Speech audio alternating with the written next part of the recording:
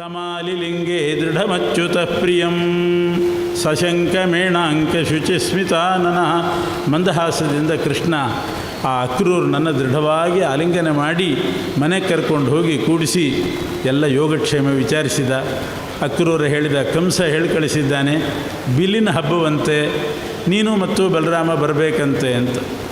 ಕೃಷ್ಣ ಹೇಳಿದ, ಬರ್ತೇವೆ, ಹೋಗೋಣ, ಆದರೆ ಈಗಲೇ ಬೇಡ, ನೀನು ಬರೋದೇ ರಾತ್ರಿ ಆಗಿದೆ, ರಾತ್ರಿ ಬೇಡ, ಬೆಳಗ್ಗೆದ್ದು ಹೋಗೋಣ ಅಂತಂದು. ಆಯಿತು ಅಂತ ಒಪ್ಪಿದ. ರಾತ್ರಿ ಹಾಗೇ ಮಾತಾಡ್ತಾ ಕೃಷ್ಣ ಮಲಗಿದ. ಬೆಳಗ್ಗೆ ಬೇಗ ಎದ್ದ, ಅಕ್ರೂರನನ್ನು ಎಬ್ಬಿಸಿದ. ಕೃಷ್ಣ, ಅಕ್ರೂರ, ಬಲರಾಮ ಹೋಗಬೇಕು ಅಂತ ಬಾಗಿಲು ತೆಗಿತಾರೆ. ನಂದಗೋಕುಲದ ಮಹಿಳಾ ಮಂಡಳಿ ಪೂರ್ತಿ ಅಲ್ಲೇ ಇದೆ. ಬಾಗಿಲು ತೆಗೆದು ಕೂಡಲೇ ಆ ಹೆಣ್ಣು ಮಕ್ಕಳೆಲ್ಲ ಅಳ್ಳಿಕ್ಕೆ ಶುರು ಮಾಡಿದ್ರಂತೆ. ಜಿಗಮಿಷಸಿ ಮುರಾರೇ ರಾಜಧಾನಿ ಯದೀತಃ.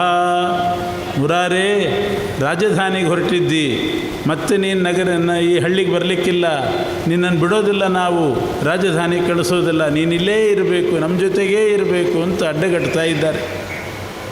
ಕೃಷ್ಣನಿಗೆ ಆಶ್ಚರ್ಯ ಆಯಿತು. ಅಕ್ರೂರನ್ನ ಕೇಳಿದ, ಇವರಿಗೆಲ್ಲ ಹೇಳಿ ಬಂದಿದ್ದೀಯನೋ ನೀನು ಅಂತ.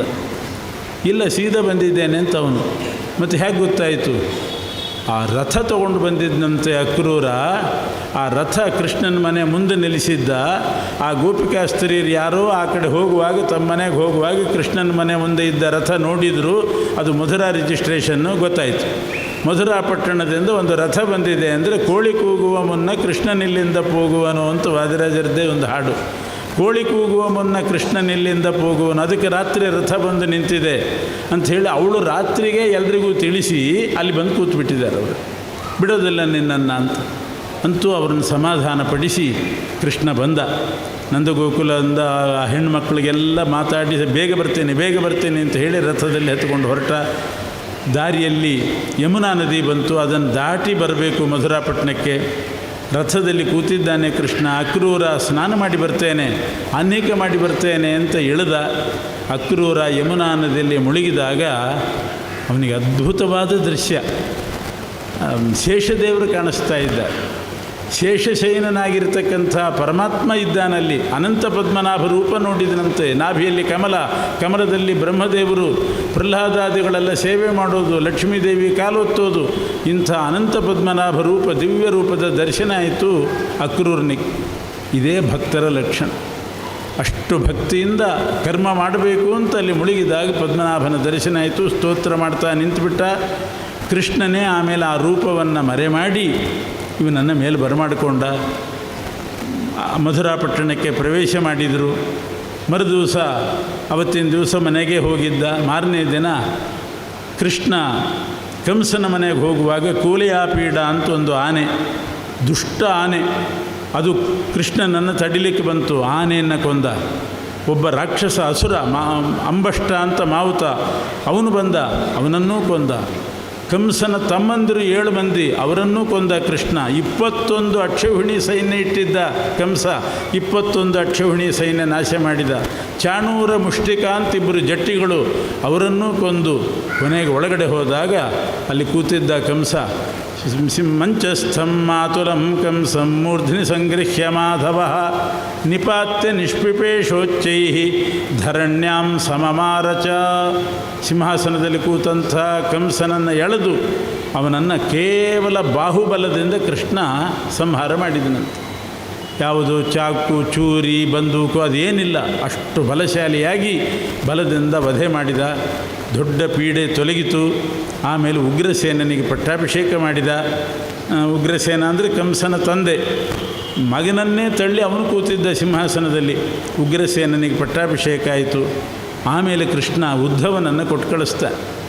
ಗೋಪಿಕಾಸ್ತ್ರೀಯರಿಗೆಲ್ಲ ನಾನು ಬೇಗ ಬರ್ತೀನಿ ಅಂತ ಹೇಳಿ ಬಂದಿದ್ದೀನಿ, ನನಗೋಸ್ಕರ ಕಾಯ್ತಾ ಇದ್ದಾರೆ, ಆದರೆ ಇಲ್ಲಿ ತುಂಬ ಕೆಲಸ ಇದೆ.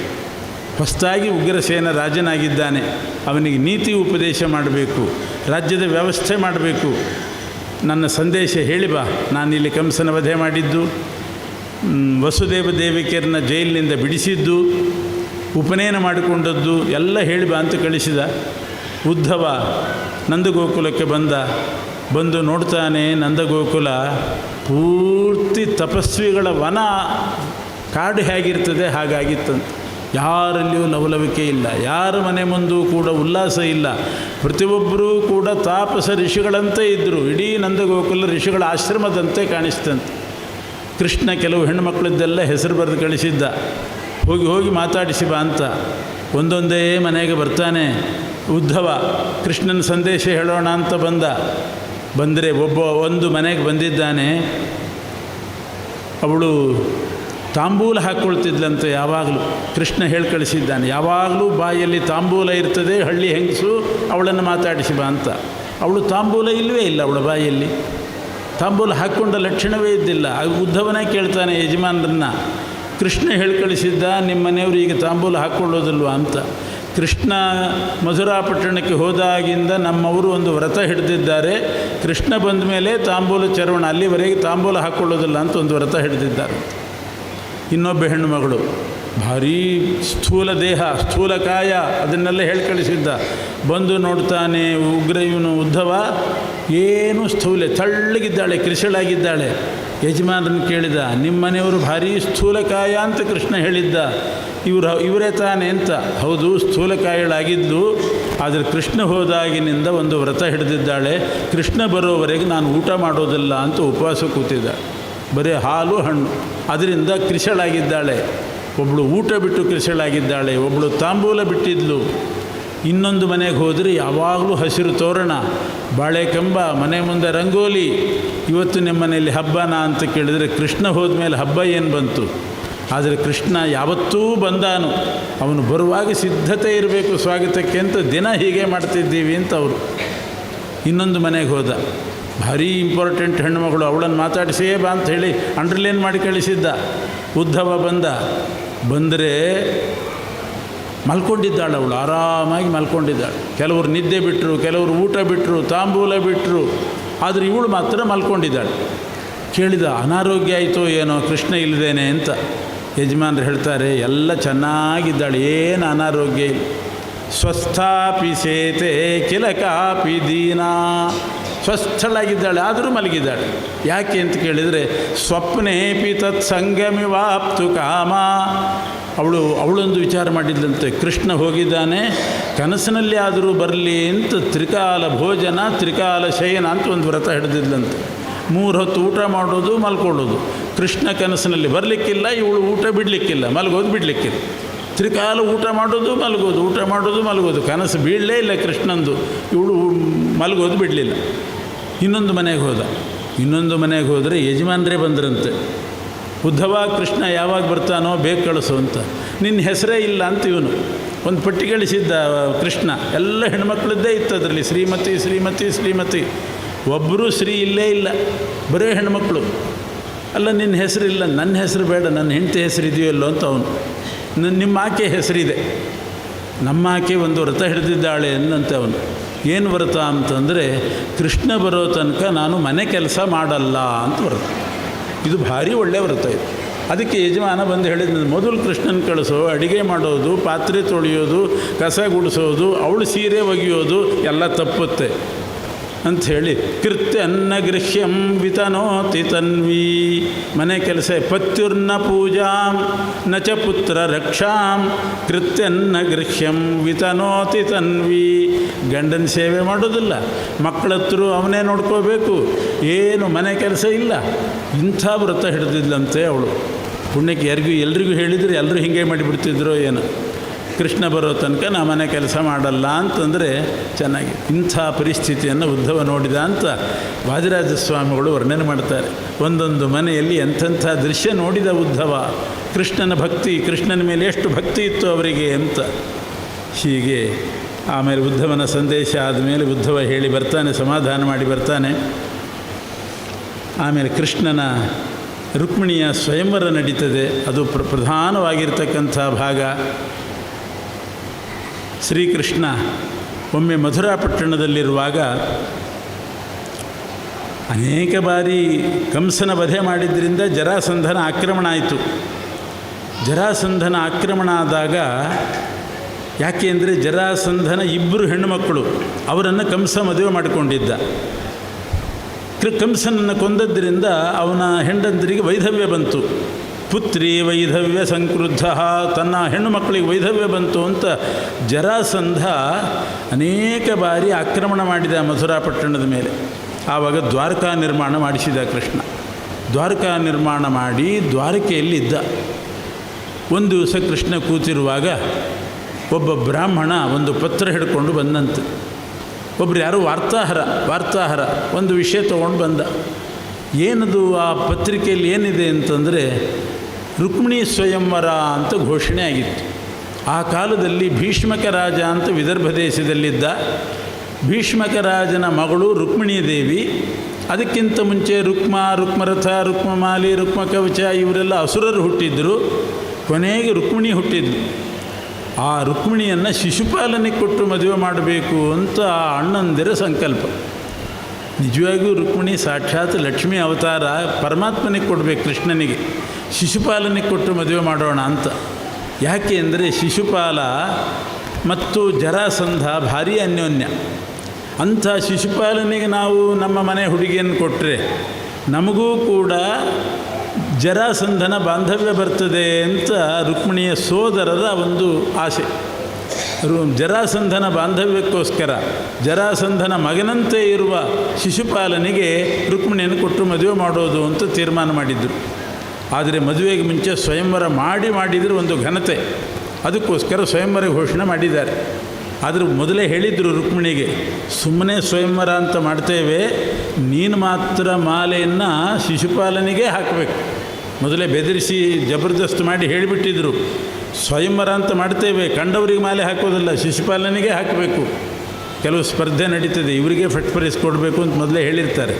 ಸುಮ್ಮನೆ ಸ್ಪರ್ಧೆ ಅಷ್ಟೆ. ಹಾಗೆ ಹೆದರಿಸಿ ಹೇಳಿ ಮಾಡಿದ್ರು. ಸ್ವಯಂವರ ಘೋಷಣೆ ಆಗಿತ್ತು. ಆ ವಾರ್ತೆ ಕೃಷ್ಣನಿಗೆ ಗೊತ್ತಾಯಿತು. ರುಕ್ಮಿಣಿ ಸ್ವಯಂವರ ಅಂದ್ಕೊಳ್ಳೆ ಒಂದು ಸಲ ಬೆಚ್ಚಿಬಿದ್ದ. ನನ್ನ ಹೆಂಡತಿಗೆ ಯಾರು ಸ್ವಯಂವರ ಮಾಡ್ತಾ ಇದ್ದಾರೆ ಅಂತ ಅವನಿಗೆ. ಯಾರ್ಯಾರ್ದು ಹೆಂಡತಿಗೆ ಸ್ವಯಂವರ ಮಾಡಿದರೆ ಏನರ್ಥ? ಒಬ್ಬ ಯಜಮಾನ ಮನೇಲಿ ಕೂತಿದ್ದಂತೆ ಯಾರೋ ತಂದು ಇನ್ವಿಟೇಷನ್ ಕೊಟ್ರಂತೆ, ನಿಮ್ಮ ಮನೆಯವ್ರಿಗೆ ಮದುವೆ ತಪ್ಪದೆ ಬರ್ರಿ ಅಂತ. ಏನು ಮಾಡಬೇಕು ಅವನು? ನಿಮ್ಮ ಮನೆಯವ್ರಿಗೆ ಮದುವೆ ಅಂತ ಇನ್ವಿಟೇಷನ್ ಗೃಹಸ್ಥನಿಗೆ ಕೊಟ್ಟರೆ ಹಾಗಾಯಿತು. ಕೃಷ್ಣನಿಗೆ ಬಂದು ವಾರ್ತೆ ಹೇಳ್ತಿದ್ದಾರೆ, ರುಕ್ಮಿಣಿಗೆ ಸ್ವಯಂವರ, ನೀನು ಹೋಗಿಲ್ವಾ ಅಂತ. ಕೂಡಲೇ ಕೃಷ್ಣ ಗರುಡನ್ನು ಬರಮಾಡಿಕೊಂಡ. ಮಾರನೇ ದಿವಸ ವಿದರ್ಭ ದೇಶದಲ್ಲಿ ಕುಂಡಿನಾಪುರ ಅಂತ ರಾಜಧಾನಿಯಲ್ಲಿ ರುಕ್ಮಿಣಿಯ ಸ್ವಯಂವರ. ಗರುಡ ವೇಗದಿಂದ ಹೋಗಬೇಕು. ಆ ಸ್ವಯಂವರದಲ್ಲಿ ಅವಳು ಮಾಲೆ ಹಾಕೋದಕ್ಕಿಂತ ಮುಂಚೆ ನಾವಲ್ಲಿರಬೇಕು. ಅಷ್ಟು ಸ್ಪೀಡಾಗಿ ಹೋಗು, ಅಷ್ಟೇ ಸೇಫಾಗಿ ಹೋಗು. ಸೇಫು ಸ್ಪೀಡ್ ಎರಡೂ ಇರಬೇಕು. ಆ ರೀತಿ ಹೋಗು ಅಂಥೇಳಿ ಗರುಡನ ಮೇಲೆ ಕೂತ್ಕೊಂಡು ಕೃಷ್ಣ ಹೊರಟೇ ಬಿಟ್ಟ ವಿದರ್ಭ ದೇಶಕ್ಕೆ. ಅಲ್ಲೆಲ್ಲ ಸ್ವಯಂವರ ಮಂಟಪ ತಯಾರಾಗಿತ್ತು. ಎಲ್ಲ ರಾಜಾಧಿರಾಜರು, ಮೂಲೆ ಮೂಲೆಯಿಂದ ರಾಜರೆಲ್ಲ ಬಂದು ರುಕ್ಮಿಣಿ ಸ್ವಯಂವರಕ್ಕೆ ಕೂತಿದ್ದಾರೆ. ಕೃಷ್ಣ ಗರುಡಾರೂಢನಾಗಿ ಬಂದ. ಎಲ್ಲೋ ಒಂದು ಕಡೆ ಇಳ್ಕೊಂಡ. ಎಲ್ಲೋ ಹೆಲಿಪ್ಯಾಡ್ ಇತ್ತು ಅಂತ ಕಾಣುತ್ತೆ, ಅಲ್ಲೇ ಇಳ್ಕೊಂಡ. ಗರುಡಾರೂಢನಾಗಿ ಬಂದವನು ಇಳ್ಕೊಂಡ.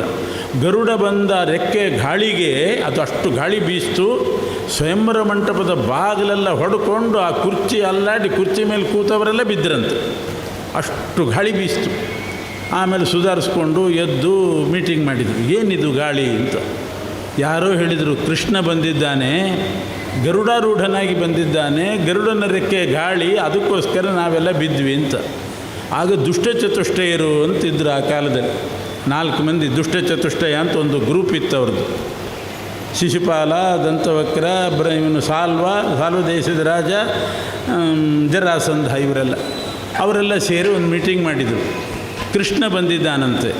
ಅದು ಗರುಡಾರೂಢನಾಗಿ ಬಂದಿದ್ದಾನೆ ಅಂದರೆ ಕಿಲ ಈಶ ಪಕ್ಷಿ ವಾಹನ, ಅವನು ನಾರಾಯಣನೇ ಸರಿ. ನಾವು ತಿಳ್ಕೊಂಡಂತೆ ದನಕಾಯಿ ಹುಡುಗ ಅಲ್ಲ. ದನಕಾಯಿ ಹುಡುಗ ಆಗಿದ್ದರೆ ಗರುಡನ ಮೇಲೆ ಬರ್ತಾನ? ಅವನು ಪಕ್ಷಿ ವಾಹನ, ನಾರಾಯಣನೇ ಆಗಿರಬೇಕು. ರುಕ್ಮಿಣಿಯನ್ನು ನೋಡಿದರೆ, ಇವಳ ಸೌಂದರ್ಯ ನೋಡಿದರೆ ಸಾಕ್ಷಾತ್ ಲಕ್ಷ್ಮೀದೇವಿ ಅಂತ ಅನ್ನಿಸ್ತಾ ಇದೆ. ಕೃಷ್ಣ ಗರುಡಾರೂಢನಾಗಿ ಬಂದದ್ದರಿಂದ ಪಕ್ಷಿವಾಹನ, ಗರುಡ ವಾಹನ, ನಾರಾಯಣ ಅಂತ ಅನ್ನಿಸ್ತಾ ಇದೆ. ಅವನೇನಾದರೂ ಸ್ವಯಂವರ ಮಂಟಪಕ್ಕೆ ಬಂದು ಕೂತರೆ ರುಕ್ಮಿಣಿಗೆ ಧೈರ್ಯ ಬಂದುಬಿಡ್ತದೆ. ನಾರಾಯಣನಿಗೆ ಮಾಲೆ ಹಾಕ್ತಾಳೆ, ಕೃಷ್ಣನಿಗೆ ಮಾಲೆ ಹಾಕ್ತಾಳೆ. ಶಿಶುಪಾಲ ಸುಮ್ಮನೆ ಬಾಸಿಂಗ ಕಟ್ಕೊಂಡು ಕೂತಿರ್ಬೇಕು ಕಾಯ್ಕೊಂಡು. ಏನು ಮಾಡೋದು? ಆವಾಗ ಒಬ್ಬರು ಯಾರೋ ಸಲಹೆ ಕೊಟ್ಟರು ಆ ದುಷ್ಟಚತುಷ್ಟಯರಿಗೆ. ಕೃಷ್ಣ ಸ್ವಯಂವರ ಮಂಟಪಕ್ಕೆ ಬರುವಾಗ ಯಾರಾದರೂ ಎದುರುಗಡೆ ಹೋಗಿ ಅವನ ಮೈ ಮೇಲೆ ಬಿದ್ದು ಜಗಳಾಡಿ ಅವನ ಕುತ್ತಿಗೆ ಹಿಡಿದು ಹೊರಗೆ ದಬ್ಬಿ ಬಿಡೋದು, ಹೊರಗೆ ತಳ್ಳೋದು, ಆಮೇಲೆ ಸ್ವಯಂವರ ಮುಂದುವರಿಸೋಣ. ಜರಾಸಂಧ ಹೇಳಿದ, ಇವೆಲ್ಲ ಮಾಡಲಿಕ್ಕೆ ಹೋಗಬೇಡಿ, ಅವನಿಗೆ ಜಗಳ ತೆಗೆದು ಅವನ ಕುತ್ತಿಗೆ ಕೈ ಹಾಕಿ ಹೊರಗಡೆ ತಳ್ತೀವಿ ಅಂತ ಹೋದರೆ ನಿಮ್ಮ ಕಾಲು ಮುರಿದು ಕೈ ಕೊಡ್ತಾನೆ ಅಂತಂದರು ಜರಾಸಂಧ. ಸಾಧಾರಣ ಅಲ್ಲ ಕೃಷ್ಣ, ನಾನೇ 18 ಸಲ ಯುದ್ಧಕ್ಕೆ ಹೋಗಿ ಸೋತು ಬಂದಿದ್ದೀನಿ. ಅವನನ್ನು ನೀವೇನಾದರೂ ಫಿಸಿಕಲ್ಲಾಗಿ ಏನಾದರೂ ಮಾಡಲಿಕ್ಕೆ ಹೋದರೆ ನಿಮ್ಮ ಸೊಂಟ ಮುರಿತಾನೆ, ಬೇರೆ ಏನಾದರೂ ಉಪಾಯ ಹುಡುಕ್ರಿ, ಅವನನ್ನು ಹೊರಗೆ ತಳ್ಳೋದು ಅಂತ ಮಾತ್ರ ಮಾಡಬೇಡಿ ಅಂತಂದ ಜರಾಸಂಧ. ಮತ್ತೇನು ಮಾಡೋದು? ಸುಲಭೋಪಾಯದಿಂದ ಕೃಷ್ಣ ಸ್ವಯಂವರ ಮಂಟಪಕ್ಕೆ ಬರ್ಕೂಡುದು, ಸ್ವಯಂವರ ಕಾಲದಲ್ಲಿ ಇರಬಾರ್ದು, ಅಂಥ ಉಪಾಯ ಏನು ಮಾಡೋದು? ಕೊನೆಗೆ ಅವರಿಗೆ ಐಡಿಯಾ ಬಂತು. ಹೇಳಿದರು, ಹಾಗಾದರೂ ಒಂದು ಕೆಲಸ ಮಾಡೋಣ, ಕೃಷ್ಣ ಬಂದರೆ ನಚಾಸ್ಯತಿಕ್ಷಿತೌ, ಅವನು ಪೂರಾ ಅವಮಾನಿತ, ಹಿಂದೆಲ್ಲ ಅವನು ರಾಜನಾಗಿದ್ದವನು ಅಂತ ಮೆರೆದವನು, ಇವತ್ತು ನಮ್ಮ ಮುಂದೆ ಬಂದು ನೆಲದ ಮೇಲೆ ಕೂಡೋದಿಲ್ಲ. ಆ ಸ್ವಯಂವರ ಮಂಟಪದ ವ್ಯವಸ್ಥೆ ಹೇಗಿತ್ತು ಅಂದರೆ, ಒಂದಿಷ್ಟು ಕುರ್ಚಿ ಹಾಕಿದ್ರು, ಒಂದಿಷ್ಟು ಜಮಖಾನೆ ಹಾಸಿದ್ರು, ಎಲ್ಲ ಕಡೆ ಇದ್ದೇ ಇರ್ತದೆ. ಅವನು ಕುರ್ಚಿ ಮೇಲೆ ಕೂಡುವವನು, ಜಮಖಾನದ ಮೇಲೆ ಕೂಡೋದಿಲ್ಲ, ನೆಲದ ಮೇಲೆ ಕೂಡೋದಿಲ್ಲ, ಮರ್ಯಾದೆ ಕಡಿಮೆ ಆಗ್ತದೆ. ಆದ್ದರಿಂದ ಕೃಷ್ಣ ಬರೋ ಹೊತ್ತಿಗೆ ಒಂದು ಕುರ್ಚಿಯೂ ಖಾಲಿ ಇರಬಾರ್ದು. ಖಾಲಿ ಇದ್ರಲ್ವ ಅವನು ಕೂಡ್ತಾನೆ, ರುಕ್ಮಿಣಿ ಮಾಲೆ ಹಾಕ್ತಾಳೆ, ಕುರ್ಚಿ ಖಾಲಿ ಬಿಡೋದು ಬೇಡ. ಎಷ್ಟೋ ಕುರ್ಚಿ ಖಾಲಿ ಇತ್ತು, ಅದಕ್ಕೆ ಉಪಾಯ ಮಾಡಿದರು, ಕೆಳಗಡೆ ಕೂತವ್ರನ್ನೆಲ್ಲ ಕರೆಸಿ ಮೇಲೆ ಕೂಡಿಸಿಬಿಡೋಣ, ಕುರ್ಚಿ ಮೇಲೆ ಎಲ್ಲ ಭರ್ತಿ ಮಾಡಿಬಿಡೋದು. ಕೃಷ್ಣ ಬಂದಾಗ ನೋಡ್ತಾನೆ ಒಂದು ಕುರ್ಚಿ ಖಾಲಿ ಇರೋದಿಲ್ಲ, ಹಲೋ ಅಂತ ವಿಶ್ ಮಾಡಿ ಇನ್ನೊಂದು ಬಾಗಿಲಲ್ಲಿ ಹೋಗ್ತಾನೆ, ಸ್ವಯಂವರ ಮಾಡಿಬಿಡೋಣ. ಏನು ಯೋಚನೆನೇ ಇಲ್ಲ, ಯಾರಿಗೂ ಸಮಸ್ಯೆನೇ ಇಲ್ಲ, ಸುಲಭ ಉಪಾಯ ಅಂತ ಆಯಿತು ಅಂತ ಒಪ್ಪಿದ್ರು. ಕೆಳಗೆ ಕೂತವ್ರನ್ನೆಲ್ಲ ಬಂದು ಕುರ್ಚಿ ಮೇಲೆ ಕೂತ್ಕೊಳ್ಳಿ ಅಂತ ಕರೆದು, ಇವ್ರಿಗೆ ಯಾಕೆ ಅಂತ ಗೊತ್ತಿಲ್ಲ, ನಾವು ದೊಡ್ಡ ಜನ ಆದ್ವಿ ಅಂತ ಇವರೆಲ್ಲ ತಿಳ್ಕೊಂಡಿದ್ದಾರೆ. ನಾವು ದೊಡ್ಡ ಜನ ಆದ್ವಲ್ಲ ಅಂತ ಎಲ್ಲರೂ ಕುರ್ಚಿ ಮೇಲೆ ಕೂತರು. ಆದರೂ ಕೆಲವು ಕುರ್ಚಿ ಖಾಲಿ ಇತ್ತು. ಕೆಲವ್ರಿಗೆ ಏನು ಮಾಡಿದ್ರು ಕುರ್ಚಿ ಮೇಲೆ ಕೂಡಲ್ಲ ಅಂತ ಕೆಲವರು ಇರ್ತಾರೆ, ಅವ್ರು ಕೂಡಲಿಲ್ಲ. ಅದನ್ನು ತೆಗೆದು ಗೋಡವನಿಗೆ ಹಾಕಿ ಬಾಗಿಲು ಹಾಕಿಬಿಟ್ಟು, ಒಂದು ಕುರ್ಚಿ ಉಳಿದಿರಬಾರ್ದು. ಇಷ್ಟು ಮಾಡಿ ಈಗೇನು ಮಾಡ್ತಾನೆ ಕೃಷ್ಣ, ಬಂದರೆ ಕುರ್ಚಿ ಸಿಂಹಾಸನ ಇರೋದಿಲ್ಲ, ಹೋಗ್ತಾನೆ. ಈ ರೀತಿ ವಿಚಾರ ಮಾಡಿ ಆ ಏರ್ಪಾಡು ಮಾಡಿಬಿಟ್ರು. ಆದರೆ ಭೀಷ್ಮಕನ ತಮ್ಮಂದರು ಕೃಥ ಕೈಶಿಕ ಅಂತ ಇಬ್ಬರಿದ್ದಾರೆ, ರುಕ್ಮಿಣಿಗೆ ಚಿಕ್ಕಪ್ಪಂದರು. ಅವ್ರಿಗೆ ಇದು ಗೊತ್ತಾಯಿತು ಮೀಟಿಂಗ್ ಮಾಡಿದ್ದು. ಕೂಡಲೇ ಅವರು ಸ್ವಯಂವರ ಮಂಟಪದಿಂದ ಬಂದವರೇ ಆ ಕೃಷ್ಣ ಇಳ್ಕೊಂಡಿದ್ನಲ್ಲ ಹೆಲಿಪ್ಯಾಡ್ನಲ್ಲಿ, ಅಲ್ಲಿ ಬಂದು ಕೇಳಿದರು, ಕೃಷ್ಣ ನೀ ಬಂದದ್ದು ಯಾಕೆ? ಸ್ವಯಂವರಕ್ಕೆ ಬಂದಿದ್ದೀನಿ, ದಯಮಾಡಿ ಸ್ವಯಂವರ ಮಂಟಪಕ್ಕೆ ಹೋಗಬೇಡ ಅಂದರು ಅವರು. ಅರೇ ನಾ ಬಂದದ್ದೇ ಸ್ವಯಂವರಕ್ಕೆ, ಹೋಗಬೇಡ ಅಂದರೆ ಏನರ್ಥ? ಹೋಗಬೇಡ, ನಿನಗೆ ಅವಮಾನ ಮಾಡಬೇಕು ಅಂತಿದ್ದಾರೆ, ಒಂದು ಕುರ್ಚಿಯೂ ಖಾಲಿ ಇಟ್ಟಿಲ್ಲ, ನೀನು ಸುಮ್ಮನೆ ಹೋಗಿ ವಾಪಸ್ ಬರಬೇಕಾಗ್ತದೆ, ಹೋಗಬೇಡ ಅಂತವ್ರು. ನಾನು ಬಂದದ್ದೇ ಸ್ವಯಂವರಕ್ಕೆ ಅಂತ ಅವನು. ಹಾಗಾದ್ರೆ ಒಂದು ಕೆಲಸ ಮಾಡು, ಮೊದಲು ನಮ್ಮ ಮನೆಗೆ ಬಾ, ನಮ್ಮ ಮನೇಲಿ ಒಂದು ಕುರ್ಚಿಯಲ್ಲಿ ಕೂಡು, ನಾನು ಸ್ವಯಂವರ ಮಂಟಪಕ್ಕೆ ನಮ್ಮನೆ ಕುರ್ಚಿ ತೊಗೊಂಡು ಹೋಗಿ ನಾನಲ್ಲಿ ಕೂಡ್ತೀನಿ, ನಿನಗೆ ಫೋನ್ ಮಾಡ್ತೇನೆ, ನೀ ಬಾ, ನಾ ಹೇಳ್ತೇನೆ, ನೀನು ಕೂಡು, ಬೇರೆ ಕುರ್ಚಿ ಸಿಗೋದಿಲ್ಲ ನಿನಗೆ, ನಮ್ಮದೇ ಕುರ್ಚಿ ತೊಗೊಂಡು ಹೋಗಿ ನಾನು ಕೂಡ್ತೀನಿ, ನೀ ಬಂದು ಕೂಡಲೇ ನಾನು ಬಿಟ್ಕೊಡ್ತೇನೆ ಅಂತ ಇಷ್ಟು ಉಪಾಯ ಮಾಡಿದರು. ಸರಿ ಅಂತ ಹೇಳಿ ಅವನು ಸ್ವಯಂವರಕ್ಕೆ ಬಂದವನು ಕೃಥಕೈಶಿಕರ ಮನೆಗೆ ಹೋದ. ಕೃಷ್ಣ ಕೃಥಕೈಶಿಕರ ಮನೆಗೆ ಹೋದಿರದೆ ರುಕ್ಮಿಣಿ ಚಿಕ್ಕಪ್ಪಂದರೆ ಹೋದರೆ ಸ್ವರ್ಗಲೋಕದಿಂದ ಸುವರ್ಣ ಸಿಂಹಾಸನ ಇಳಿತು, ವಜ್ರ ಖಚಿತವಾದ ಸುವರ್ಣ ಸಿಂಹಾಸನ. ಭಾಳ ಸಂತೋಷ ಆಯಿತು ಕೃಷ್ಣನಿಗೆ. ಕೃಥಕೈಶಿಕರೇ ಇಲ್ಲಿ ಕರ್ಕೊಂಡು ಬಂದದ್ದು ಒಳ್ಳೆಯದಾಯಿತು. ನೇರ ನಾನು ಸ್ವಯಂವರ ಮಂಟಪಕ್ಕೆ ಹೋದರೆ ಪ್ಲಾಸ್ಟಿಕ್ ಕುರ್ಚಿ ಮೇಲೆ ಕೂಡಬೇಕಾಗಿತ್ತು, ಅದು ಕೈ ಇರೋದಿಲ್ಲ ನೋಡಿ, ಅಂಥದ್ದು ಕೈ ಇರೋದಿಲ್ಲ, ಕಾಲು ಗಟ್ಟಿ ಇರೋದಿಲ್ಲ, ಅಂಥದ್ದು ಇರ್ತದೆ. ಕೂತ್ರು ಒಂದು ಕಾಲು ಈ ಕಡೆ ಒಂದು ಕಾಲು ಈ ಕಡೆ ಹೋಗ್ತದೆ, ಎಲ್ಲರ ಎದುರುಗಡೆ ಬಿದ್ದು ಅವಮಾನ. ಒಳ್ಳೆ ಕುರ್ಚಿ ಚೆನ್ನಾಗಿದೆ ಅಂತಂದ ಕೂತ್ಕೊಂಡು. ಇನ್ನೊಬ್ಬ ಇಂದ್ರದೂತ ಸ್ವರ್ಗಲೋಕದಿಂದ ಸ್ವಯಂವರ ಮಂಟಪಕ್ಕೆ ಇಳಿದ. ಸ್ವಯಂವರ ಮಂಟಪಕ್ಕೆ ಇಂದ್ರದೂತ ಬಂದು ಮೈಕ್ ತಗೊಂಡು ಅನೌನ್ಸ್ ಮಾಡಿದ, ಇದೇ ವಿದರ್ಭ ದೇಶಕ್ಕೆ ಶ್ರೀಕೃಷ್ಣ ಪರಮಾತ್ಮ ಬಂದಿದ್ದಾನೆ, ಸದ್ಯದಲ್ಲಿ ಕೃಥಕೈಶಿಕರ ಮನೆಯಲ್ಲಿ ಉಳ್ಕೊಂಡಿದ್ದಾನೆ, ಇಲ್ಲಿದ್ದವರೆಲ್ಲ ಎದ್ದು ಹೋಗಿ ಅವನಿಗೆ ದೇವಾಧಿದೇವ ರಾಜಾಧಿರಾಜ ಅಂತ ಮಾಲೆ ಹಾಕಿ ಸನ್ಮಾನ ಮಾಡಿ ಬರಬೇಕಂತೆ, ಯಾರಾದರೂ ಹೋಗದೇ ಇದ್ದರೆ ಅವ್ರ ಮೇಲೆ ಇಂದ್ರ ವಜ್ರಾಯುಧ ಹಾಕ್ತಾನಂತೆ ಅಂತ ಅಂದ್ಬಿಟ್ಟು ಕೂತವರೆಲ್ಲ ಎದ್ರು. ಎಲ್ಲ ಕುರ್ಚಿ ಖಾಲಿ, ಒಂದು ಕುರ್ಚಿನೂ ಖಾಲಿ ಬಿಡೋದು ಬೇಡ ಅಂತ ಮಾಡಿದರೆ ಎಲ್ಲ ಕುರ್ಚಿ ಖಾಲಿ ಆಯಿತು. ಪಾಪ ಕೆಲವರು ದುಡ್ಡು ತಂದಿದ್ರೋ ಇಲ್ಲೋ ಗೊತ್ತಿಲ್ಲ, ಹೋಗಿ ಮಾಲಾ ಅಂಗಡಿಗೆ ಹೋಗಿ ಸಾಲ ಮಾಡಿ ಮಾಲೆ ಹಿಡ್ಕೊಂಡು ಹೋಗಿ ಕೃಷ್ಣನಿಗೆ ಮಾಲಾರ್ಪಣೆ ಮಾಡಿ ಪ್ರಶಂಸೆ ಮಾಡಿ ಬಂದು ಕೂತ್ಕೊಂಡ್ರು. ಇಷ್ಟು ಮಾಡಿದ ಕೃಷ್ಣ, ಕುರ್ಚಿ ಮೇಲೆ ಕೂತವ್ರನ್ನೆಲ್ಲ ಎಬ್ಬಿಸಿದ. ಆಮೇಲೆ ಇಷ್ಟು ಮಾಡಿದರೆ ಭೀಷ್ಮಕ್ಕೆ ಬರಲಿಲ್ಲ, ಅವನು ಸ್ವಯಂವರ ಮಂಟಪ ಕಾಯ್ಕೊಂಡು ಕೂತಿದ್ದ. ಕೃಷ್ಣ ಅಂದ, ಎಲ್ಲರೂ ಬಂದರು, ಭೀಷ್ಮಕ್ಕೆ ಒಬ್ಬ ಬರಲಿಲ್ಲ, ಅವನನ್ನು ಕರೆಸರಿ ಅಂತಂದು. ಬಂದು ಹೇಳಿದರು, ನೀನು ಹೋಗಬೇಕಂತೆ ಕೃಷ್ಣನ ಮನೆಗೆ, ಅಲ್ಲಿ ಕೆರಸಕೇಶಿಕರ ಮನೆಗೆ ಕೃಷ್ಣ ಇದ್ದಾನೆ. ಗಾಬರಿ ಆಯಿತು, ಏನು ಮಾಡ್ತಾನೋ ಅಂತ ಹೆದರಿ ಭೀಷ್ಮಕ ಬಂದ ಕೂಡಲೇ ಕೇಳ್ತಾನೆ ಕೃಷ್ಣ, ಭೀಷ್ಮಕ ರಾಜ ಏನು ಮಾಡಲಿಕ್ಕೆ ಹೊರಟಿದ್ದೀನಿ ನೀನು ಅಂದ. ನನ್ನ ಮಗಳಿಗೆ ಸ್ವಯಂವರ ಮಾಡ್ತಿದ್ದೀನಿ ಪ್ರಭು ಅಂತ ಅವನು. ಕೃಷ್ಣ ಅಂತ, ನಿನ್ನ ಮಗಳಿಗೆ ಸ್ವಯಂವರ ಮಾಡ್ತಾ ಇಲ್ಲ, ನನ್ನ ಹೆಂಡ್ತಿಗೆ ಸ್ವಯಂವರ ಮಾಡ್ತಿದ್ದಿ ಅಂತ ಇವನು. ಅವನು ಬೆಚ್ಚಿಬಿದ್ದ, ಅರೇ ನಾನು ನಿನ್ನ ಹೆಂಡ್ತಿಗೆ ನಾನು ಯಾಕೆ ಸ್ವಯಂವರ ಮಾಡಲಿ? ಇಲ್ಲ, ನೀನು ನನ್ನ ಹೆಂಡ್ತಿಗೆ ಸ್ವಯಂವರ ಮಾಡ್ತಿದ್ದಿ. ರುಕ್ಮಿಣಿ ಯಾರು ಅಂತ ತಿಳ್ಕೊಂಡಿದ್ದಿ? ನನ್ನ ಮಗಳು ಅಂದವ. ನಿನ್ನ ಮಗಳಲ್ಲ, ನನ್ನ ಹೆಂಡತಿ ಅಂತ ಕೃಷ್ಣ. ನನ್ನ ಹೆಂಡ್ತಿ, ಅನಾದಿ ಕಾಲದಿಂದ ನನ್ನ ಹೆಂಡ್ತಿ. ಅರೇ ನನ್ನ ಮನೆಯಲ್ಲೇ ಹುಟ್ಟಿದ್ದಾಳೆ, ನಾನೇ ತೊಟ್ಲಿಗೆ ಹಾಕಿದ್ದೀನಿ, ತೂಗಿ ಬೆಳೆಸಿ ದೊಡ್ಡವಳನ್ನು ಮಾಡಿದ್ದೀನಿ, ನಿನ್ನ ಹೆಂಡ್ತಿ ಹೇಗೆ ಅಂತ ಇವನು. ನಿನಗೆ ಗೊತ್ತಿಲ್ಲ, ಸರಿಯಾಗಿ ನಿನಗೆ ಬುದ್ಧಿ ಇಲ್ಲ, ಕಣ್ಣಿಲ್ಲ, ನಿನಗೆ ದಿವ್ಯ ದೃಷ್ಟಿ ಕೊಡ್ತೀನಿ ನೋಡು, ರುಕ್ಮಿಣಿ ಯಾರು ನೋಡು ಅಂತ ಹೇಳಿ ದಿವ್ಯ ಚಕ್ಷುಸ್ಸನ್ನು ಕೊಟ್ಟು. ಅದಕ್ಕೆ ಮುಂಚೆ ಹೇಳ್ತಾನೆ ಕೃಷ್ಣ, ಕೇವಲ ನೀನು ಇನ್ನೊಬ್ಬರ ಹೆಂಡತಿಗೆ ಸ್ವಯಂವರ ಮಾಡ್ತೀನಿ ಅಂತ ತಿಳ್ಕೋಬೇಡ, ನಿನ್ನ ತಾಯಿಗೆ ನೀನು ಸ್ವಯಂವರ ಮಾಡ್ತಿದ್ದಿ ಅಂತ ಬೆದರಿಸಿದ್ದು. ರುಕ್ಮಿಣಿ ಅಂದರೆ ಯಾರು? ಲಕ್ಷ್ಮೀದೇವಿ, ಜಗನ್ಮಾತೆ ಅವಳು, ಇಡೀ ಜಗತ್ತಿಗೆ ತಾಯಿ. ಅಂಥ ರುಕ್ಮಿಣೀ ದೇವಿಗೆ ಸ್ವಯಂವರ ಮಾಡೋದು ಅಂದರೆ ಜಗತ್ತಿನ ತಾಯಿ, ನಿನಗೂ ತಾಯಿ, ಅವಳಿಗೆ ಸ್ವಯಂವರ ಮಾಡ್ತೀಯಾ? ಅಂದಾಗಿ ಇವನಿಗೆ ನಂಬಿಕೆನೇ ಆಗ್ತಾಯಿಲ್ಲ, ನನಗೊಂದು ನಂಬಲಿಕ್ಕೆ ಆಗ್ತಾಯಿಲ್ಲ ಅಂತ. ದಿವ್ಯ ಚಕ್ಷುಸ್ ಕೊಡ್ತೀನಿ, ನಿನ್ನ ಮಗಳನ್ನು ನೋಡು ಅಂತ ದಿವ್ಯ ದೃಷ್ಟಿ ಕೊಟ್ಟು. ಭೀಷ್ಮಕ ರಾಜ ನೋಡ್ತಾನೆ ದಿವ್ಯ ದೃಷ್ಟಿಯಿಂದ, ರುಕ್ಮಿಣಿ ಯಾಕೆ ಕಾಣಿಸ್ತಾನೇ ಇಲ್ಲ. ಕೌಶೇಯ ಪೀತವಸನಾಂ ಅರವಿಂದ ನೇತ್ರಾಂ ಪದ್ಮದ್ವಯಾಭಯ ವರೋದ್ಯತ ಪದ್ಮಹಸ್ತಾಂ. ಚತುರ್ಭುಜಳಾಗಿ ನಿಂತಿದ್ದಾಳೆ. ಒಂದು ಕೈಯಲ್ಲಿ ಕಮಲ, ಇನ್ನೊಂದು ಕೈಯಲ್ಲಿ ಅಭಯ ಮುದ್ರೆ, ವರಮುದ್ರೆ. ಹೀಗೆ ಲಕ್ಷ್ಮೀದೇವಿ ಪೀತಾಂಬರ ಉಟ್ಟುಕೊಂಡು ಸಾಕ್ಷಾತ್ ಲಕ್ಷ್ಮಿಯಾಗಿ ಕಾಣಿಸಿದ್ದು. ಇದೇನು ದಿಗ್ಭ್ರಮೇನೋ, ಕನಸು, ಏನಾಗಿದೆ ನನಗೆ ಅಂತ ಮತ್ತೆ ನೋಡಿದ. ಎಷ್ಟು ಹೊತ್ತು ನೋಡಿದರೂ ರುಕ್ಮಿಣಿ ಲಕ್ಷ್ಮಿಯಾಗೇ ಕಾಣಿಸ್ತಾ ಇದ್ದಾಳೆ. ಕೃಷ್ಣ ಅಂದ, ಭೀಷ್ಮಕ ಬರೇ ನಿನ್ನ ಮಗಳನ್ನೇ ನೋಡ್ತಿದ್ದಿಲ್ಲ, ನನ್ನ ಕಡೆ ಸ್ವಲ್ಪ ತಿರುಗು ಅಂತಂದ. ನನ್ನ ಕಡೆ ಸ್ವಲ್ಪ ತಿರುಗಿ ನೋಡು. ಅಷ್ಟು ಹೇಳಿದ ಮೇಲೆ ಈ ಕಡೆ ತಿರುಗ್ತಾನೆ. ಕೃಷ್ಣನಾಗಿ ದನಕಾಯಿ ಹುಡುಗನಾಗಿ ಕಾಣಿಸಲಿಲ್ಲ. ಶಾಂತಾಕಾರಂ ಭುಜಗಶಯನಂ ಪದ್ಮನಾಭಂ ಸುರೇಶಂ. ಸಾಕ್ಷಾತ್ ನಾರಾಯಣನಾಗಿ ಗೋಚರಾಗಿಬಿಟ್ಟು. ಆ ಕಡೆ ಒಂದು ಸಲ ತಿರುಗಿದ, ಈ ಕಡೆ ತಿರುಗಿದ, ಆ ಕಡೆ ತಿರುಗಿದ. ಎಷ್ಟು ಸಲ ನೋಡಿದರೂ ಲಕ್ಷ್ಮೀನಾರಾಯಣರೇ ಕಾಣಿಸಿದ. ಕೂಡಲೇ ಅವರ ಕಾಲಿಗೆ ಬಿದ್ದು, ಕೃಷ್ಣನ ಕಾಲಿಗೆ ಬಿದ್ದು, ದೊಡ್ಡ ತಪ್ಪು ಮಾಡಿದೆ, ಕ್ಷಮಾ ಮಾಡು ಅಂತ ಹೇಳಿ ಕ್ಷಮಾಯಾಚನೆ ಮಾಡಿ, ಮೊದಲು ಹೋಗಿ ಸ್ವಯಂವರ ಕ್ಯಾನ್ಸಲ್ ಮಾಡ್ತೀನಿ ಅಂತ ಸ್ವಯಂವರ ಮಂಟಪಕ್ಕೆ ಬಂದ. ಅವನಿಗೆ ಗೊತ್ತಿದ್ದಿಲ್ಲ ಇವಳು ಜಗನ್ಮಾತೆ ಅಂತ, ತನ್ನ ಮಗಳು ಅಂತ ಅಷ್ಟೇ ತಿಳ್ಕೊಂಡಿದ್ದ. ಕೃಷ್ಣ ದಿವ್ಯ ದೃಷ್ಟಿಯಿಂದ ತೋರಿಸಿದ. ಆಮೇಲೆ ಸ್ವಯಂವರ ಮಂಟಪಕ್ಕೆ ಬಂದು ಮೈಕ್ ತಗೊಂಡು ಎಲ್ಲರೂ ಕಾಯ್ತಾ ಇದ್ದರು. ಭೀಷ್ಮಕ ರಾಜ ಬಂದ ಕೂಡಲೇ ಸ್ವಯಂವರ ಶುರುವಾಗುತ್ತೆ ಅಂತ ಕಾಯ್ತಾ ಇದ್ದರು. ಬಂದ ಭೀಷ್ಮಕ ರಾಜ, ಬರುವಾಗಲೇ ಗಂಭೀರ ಆಗಿಬಿಟ್ಟಿದ್ದ. ಮೈಕ್ ತಗೊಂಡ, ಅನೌನ್ಸ್ ಮಾಡಿದ, ಅನಿವಾರ್ಯ ಕಾರಣಗಳಿಂದ, ಹಾಗೆ ಶುರು ಮಾಡಬೇಕು ಅದರಲ್ಲಿ, ಅನಿವಾರ್ಯ ಕಾರಣಗಳಿಂದ ಈ ಸ್ವಯಂವರ ಕಾರ್ಯಕ್ರಮವನ್ನು ರದ್ದುಪಡಿಸಲಾಗಿದೆ ಅಂತ ಹೇಳಲಿಲ್ಲ, ಅದು ಅವಮಾನ ಆಗ್ತದೆ. ಈ ಸ್ವಯಂವರ ಕಾರ್ಯಕ್ರಮವನ್ನು ಮುಂದೂಡಲಾಗಿದೆ ಅಂತ ಅಷ್ಟೇ ಹೇಳಲಿಲ್ಲ. ಯಾವತ್ತು ಅಂತ ಕೇಳ್ತಾರೆ, ಮತ್ತೆ ಅನಿರ್ದಿಷ್ಟ ಅವಧಿಯವರೆಗೆ ಮುಂದೂಡಲಾಗಿದೆ ಅಂತ ಅನೌನ್ಸ್ ಮಾಡಿಬಿಟ್ಟು. ಈಗಂತೂ ನೀವೆಲ್ಲ ಬಂದಿದ್ದೀರಿ, ದಯವಿಟ್ಟು ನನ್ನನ್ನು ಕ್ಷಮಿಸಿ ತಾಂಬೂಲ ತಗೊಂಡು ಫಳಾಹಾರ ಮಾಡಿಕೊಂಡು ಹೋಗ್ಬೋದು. ಮುಂದೆ ಕಾರ್ಯಕ್ರಮ ಸ್ವಯಂವರ ಫಿಕ್ಸ್ ಆದಮೇಲೆ ತಿಳಿಸ್ತೇನೆ, ಆಗ ಮಾತ್ರ ತಪ್ಪದೇ ಬನ್ನಿ. ಈ ರೀತಿ ಆಗದೆ ನೋಡ್ಕೊಳ್ತೇನೆ.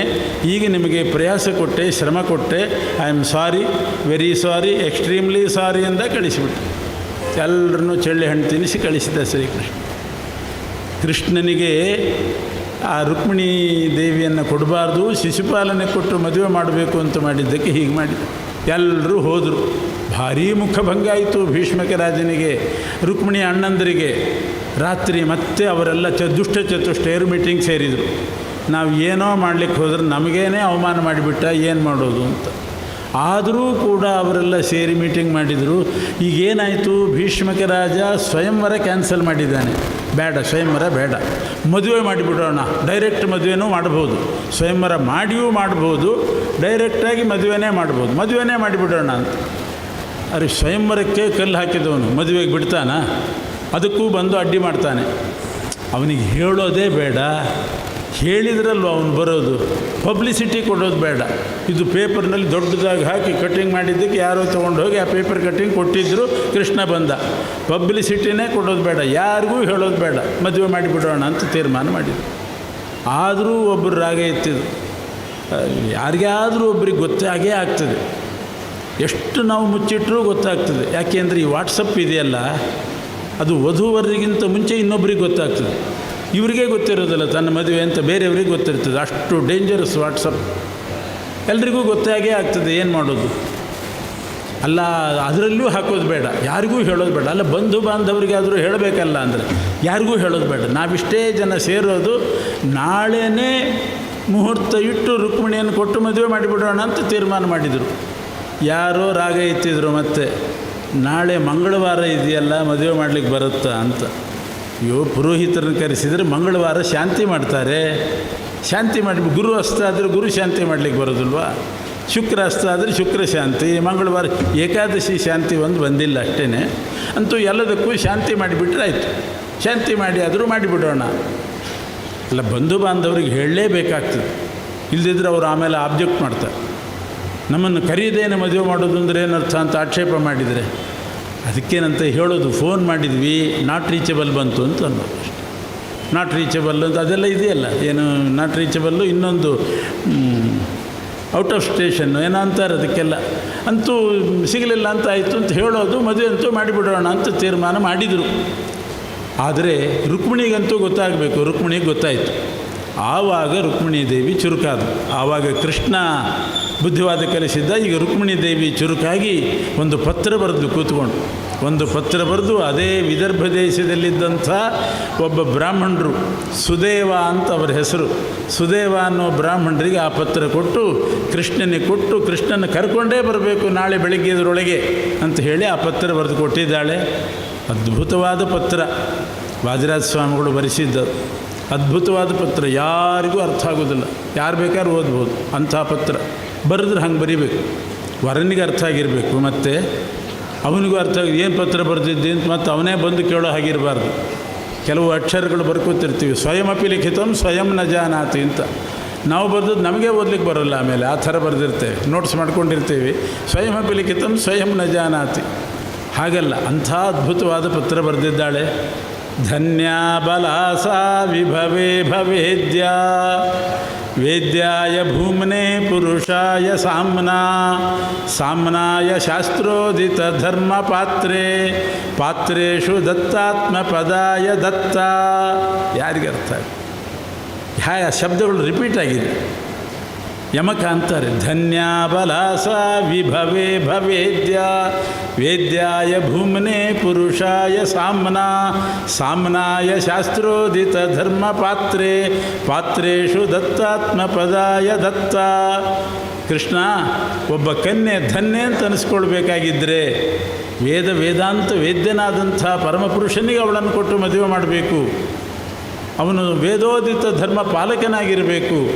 ಅಂಥವನಿಗೆ ಕೊಟ್ಟರೆ ಆ ಕನ್ಯಾ ಧನ್ಯಳಾಗ್ತಾಳೆ. ನನ್ನನ್ನೆಲ್ಲರೂ ಶಿಶುಪಾಲನೆ ಕೊಟ್ಟು ಮದುವೆ ಮಾಡಬೇಕು ಅಂತ ಹೊರಟಿದ್ದಾರೆ, ಕೂಡಲೇ ನೀನು ಬಂದು ನಾನು ಕರ್ಕೊಂಡು ಹೋಗು ಅಂತ ಬರೆದಿದ್ದು.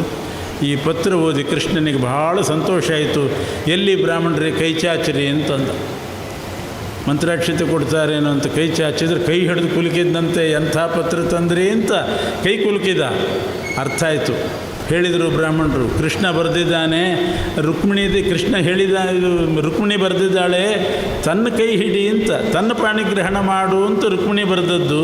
ನಾನು ಪತ್ರ ತಂದುಕೊಂಡು ನಂದೇ ಪಾಣಿಗ್ರಹಣ ಮಾಡಿದೆಯಲ್ಲ ಸ್ವಾಮಿ, ಇನ್ನು ಬರೆದವಳ ಪಾಣಿಗ್ರಹಣ ಮಾಡೋದಿಲ್ವಾ ನೀನು?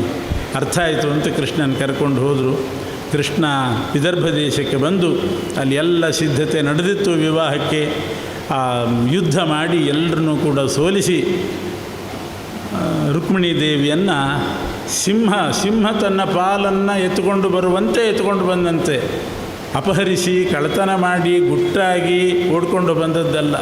ಸಿಂಹ ಹೇಗೆ ಎಲ್ಲರನ್ನೂ ಎದುರಿಸಿ ಧೈರ್ಯವಾಗಿ ತನ್ನ ಪಾಲು ಹಿಡ್ಕೊಂಡು ಹೋಗ್ತದೆ, ಹಾಗೆ ನರಸಿಂಹ ಪುರುಷ ಸಿಂಹನಾದ ಕೃಷ್ಣ ರುಕ್ಮಿಣಿಯನ್ನು ರಟ್ಟೆ ಹಿಡಿದು ಕರ್ಕೊಂಡು ಬಂದು ರಥದಲ್ಲಿ ಕೂಡಿಸಿ ಹೊರಟು ಬಂದ. ಯಾರಿಗೂ ಅವನನ್ನು ತಡಿಲಿಕ್ಕೆ ಸಾಧ್ಯ ಆಗಲಿಲ್ಲ.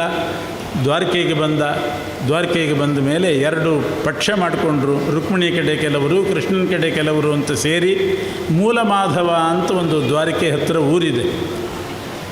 ದ್ವಾರಕೆಯಿಂದ ಸೋಮನಾಥಪುರ ಪ್ರಭಾಸ ಕ್ಷೇತ್ರಕ್ಕೆ ಹೋಗುವಾಗ ದಾರಿಯಲ್ಲಿ ಸಮುದ್ರ ತೀರದಲ್ಲಿ ಇದೆ, ಇವತ್ತಿಗೂ ಇದೆ. ಆ ಹೆಸರು ಹಾಗೇ ಇದೆ, ಮೂಲಮಾಧವ ಅಂತಲೇ ಹೆಸರು. ಆ ಮೂಲಮಾಧವ ಅನ್ನೋ ಕ್ಷೇತ್ರದಲ್ಲಿ ಇವತ್ತಿಗೂ ಅರಮನೆ ಇದೆ. ಕೃಷ್ಣ ಇಳ್ಕೊಂಡ ಅರಮನೆ, ರುಕ್ಮಿಣಿಯ ಇಳ್ಕೊಂಡಂಥ ಅರಮನೆ, ಅವರಿಗೆ ಕಲ್ಯಾಣೋತ್ಸವದ ವಿವಾಹ ನಡೆದ ಮಂಟಪವೂ ಇದೆ ಇವತ್ತಿಗೆ. ಆ ಮಂಟಪದಲ್ಲಿ ಮೂಲಮಾಧವ ಅನ್ನೋ ಸ್ಥಳದಲ್ಲಿ ಶ್ರೀಕೃಷ್ಣ ರುಕ್ಮಿಣಿಯ ಪಾಣಿಗ್ರಹಣ ಮಾಡಿಕೊಂಡ. ಆಮೇಲೆ ಕೃಷ್ಣನಿಗೆ ರುಕ್ಮಿಣಿ ದೇವಿಯಲ್ಲಿ ಪ್ರದ್ಯುಮ್ನ ಅನ್ನೋ ಮಗ ಹುಟ್ಟಿದ. ಪ್ರದ್ಯುಮ್ನನಿಗೆ ಅನಿರುದ್ಧ, ಅನಿರುದ್ಧನಿಗೆ ವಜ್ರ, ಈ ರೀತಿ ಕೃಷ್ಣನ ಸಂತತಿ ಬೆಳೀತು ಅಂಥೇಳಿ ವರ್ಣನೆ ಮಾಡಿದ್ದಾರೆ.